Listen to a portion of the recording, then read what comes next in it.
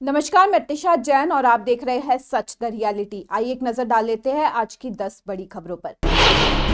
Guwahati high court ने APSC कृषि विकास अधिकारी भर्ती घोटाले में 32 लोगों को दोषी ठहराया, जिनमें प्रमुख सदस्य राकेश पॉल शामिल है। कुल 44 आरोपियों में से 11 को बरी कर दिया गया है। 2013 में एडीओ पदों की भर्ती में भ्रष्टाचार के आरोप लगे थे। राकेश पॉल, बसंत कुमार डोले, सामिदुर रहमान और बिंता रिंझा समेत कई एपीएससी सदस्य दोषी पाए गए हैं। एक अन्य एपीएससी कर्मचारी और 3 दलाल भी दोषी करार दिए गए हैं। ये फैसला एपीएससी नकद के बदले नौकरी घोटाले का हिस्सा है, जिसमें उम्मीदवारों ने सरकारी पद पाने के लिए रिश्वत दी थी।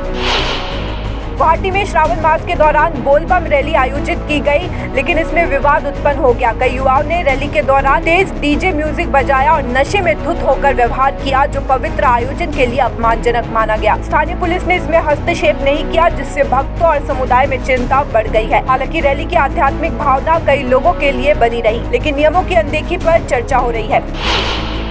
असम पुलिस ने 26 अधिकारियों को बच्चों के अधिकारों की रक्षा के लिए सम्मानित किया। समारोह असम पुलिस इंस्टीट्यूट में हुआ, जहां पुलिस महानिदेशक जीपी सिंह ने पुरस्कार दिए। इस कार्यक्रम ने बच्चों की सुरक्षा के प्रति पुलिस के समर्पण को दिखाया। जीपी सिंह ने कहा कि शिशु मित्र कार्यक्रम और संसाधन केंद्र ने पॉस्को मामलों की जाँच में सुधार किया है।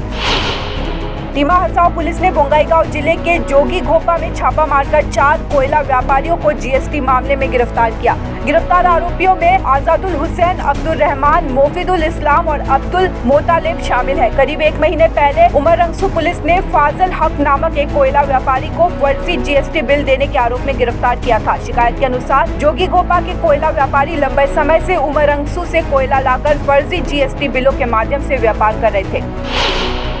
असम के मुख्यमंत्री हिमंत बिस्वा शर्मा ने भारत के प्रधानमंत्री नरेंद्र मोदी से मुलाकात की और राज्य में बाढ़ की स्थिति पर जानकारी दी। मुख्यमंत्री ने बताया कि उन्होंने पीएम को असम के लोगों की चुनौतियों का सामना करने के लिए चल रहे प्रयासों के बारे में भी अवगत कराया। असम में बाढ़ की स्थिति में सुधार हुआ है और प्रभावित लोगों की संख्या 11 जिलों में 95,000 तक कम हो गई है। इस साल की बाढ़ में मरने वालों की संख्या 98 पहुँच गई है, जबकि बाढ़, भूस्खलन, तूफान और बिजली गिरने से कुल 113 लोगों की जान चली गयी। उत्तर प्रदेश में कांवड़ यात्रा रूट की फल, फूल और होटल रेस्टोरेंट पर दुकानदार का नाम लिखे जाने के आदेश को चुनौती देने वाली याचिका पर सुप्रीम कोर्ट में आज सुनवाई हुई। मामले की सुनवाई के दौरान सुप्रीम कोर्ट ने अंतरिम आदेश जारी किया है। आदेश के तहत कांवड़ यात्रा रूट पर दुकानदारों को पहचान बताने की जरूरत नहीं होगी। सुप्रीम कोर्ट ने कहा कि दुकानदारों को केवल खाने के प्रकार बताने होंगे। उन्हें बताना होगा कि भोजनालय में शाकाहारी व्यंजन परोसा जा रहा है या मांसाहारी। इस मामले में सुप्रीम कोर्ट ने 26 जुलाई को सुनवाई की अगली तारीख निर्धारित की है। साथ ही उत्तराखंड में भी जारी इस प्रकार के आदेश पर रोक लगा दी गई है। यूपी सरकार के आदेश को सुप्रीम कोर्ट में NGO Association for Protection of Civil Rights ने चुनौती दी थी। वित्त मंत्री निर्मला सीतारमण ने सोमवार को वित्त वर्ष 2023-24 का आर्थिक सर्वे 2024 रिपोर्ट संसद में जारी कर दी है। इकोनॉमिक सर्वे 2024 में देश की वास्तविक जीडीपी दर वित्तीय वर्ष 2024-25 में 6.5% से लेकर 7% रहने का अनुमान है। वित्त मंत्री निर्मला सीतारमण 23 जुलाई को संसद में आम बजट पेश करेंगी। केंद्रीय बजट पेश होने से एक दिन पहले प्रधानमंत्री नरेंद्र मोदी ने सोमवार को सत्र की शुरुआत से पहले मीडिया से बातचीत की। पीएम मोदी ने कहा कि यह बजट अगले 5 साल की यात्रा की दिशा तय करेगा और 2047 में विकसित भारत के सपने को पूरा करने की नींव रखेगा। सत्र की शुरुआत से पहले मीडिया से बात करते हुए मोदी ने कुछ दलों की नकारात्मक राजनीति की भी आलोचना की। पीएम ने कहा कि वे अपनी विफलताओं को छिपाने के लिए संसद के समय का इस्तेमाल करते हैं।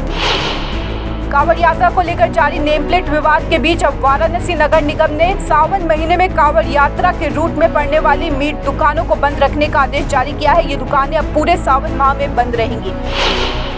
बीती रात अमेरिका के राष्ट्रपति और डेमोक्रेट पार्टी के उम्मीदवार जो बाइडेन ने राष्ट्रपति चुनाव की रेस से बाहर होने का ऐलान कर दिया है। बाइडेन का सामना पूर्व राष्ट्रपति ट्रंप से हो रहा था, जिसमें राष्ट्रपति बाइडेन बुरी तरह से पिछड़ते हुए नजर आ रहे थे। हालांकि बाइडेन ने एक्स हैंडल में उपराष्ट्रपति कमला हैरिस को अपना नॉमिनी बताया है। धन्यवाद। इसी तरह हम आप तक पहुँचाते रहेंगे देश और दुनिया की तमाम बड़ी खबरें। बने रहिए सच द रियलिटी के साथ।